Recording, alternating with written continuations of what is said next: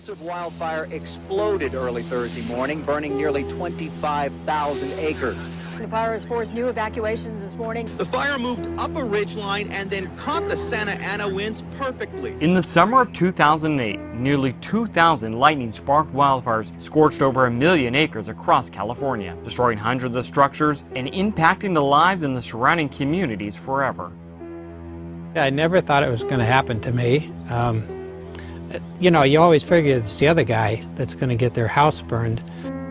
And with California's Mediterranean climate, another fire siege of that magnitude is just a matter of time. I'm CAL FIRE's Daniel Berlant. Devastating wildfires occur every year across the state, putting lives, property, and the state's natural resources at a constant threat.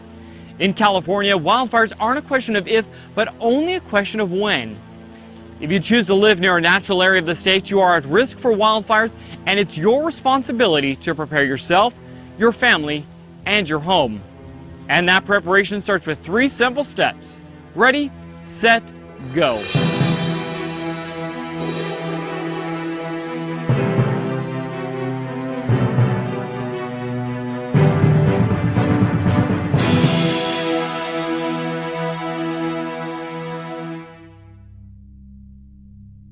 Getting ready before wildfire happens is a vital first step in protecting yourself and your property. Beginning in the spring months, well before the peak of fire season, you should carefully assess your property and start taking steps to prepare for the hotter months to come. As firefighters are responding to fires throughout California, one of the most important things they can look for is defensible space. Defensible space is the required 100 feet between your property and the surrounding wildland area. Defensible space has consistently been shown to be the best, most practical first line of defense for your home against wildfires. Adequate defensible space provides a barrier to slow, or in some cases even halt, the progress of fire that would otherwise engulf your property. It also helps ensure the safety of firefighters while they defend your home. I'm going to have to go to homes that provide some type of clearance for my firefighters. I cannot go to a home that has brush and everything growing right up to it. I've got to pick a home where I can safely make a stand, and if we get stuck there, that we can survive it as well. When the destructive lightning siege fires burned throughout California in 2008, defensible space once again proved to be a key element around the homes that survived, while many homes without adequate clearance were not as fortunate. But defensible space isn't the only factor in protecting your property. Another critical step is hardening your home. During a wildfire, loose flying embers can find weak points on the outside of your home. Hardening your home means reinforcing these vulnerabilities. CAL FIRE Battalion Chief Nick Schuler demonstrates some of the components of a well-defended home. As you see here, they have an excellent green belt around their home. All of their trees are limbed up, so there's no dead and dying vegetation around their home.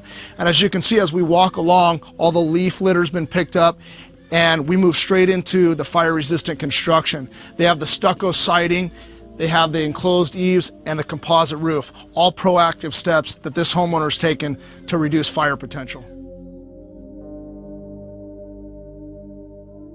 Now that you have your home ready for a wildfire, it's time to get set by preparing your most valuable assets, your life and the lives of your family.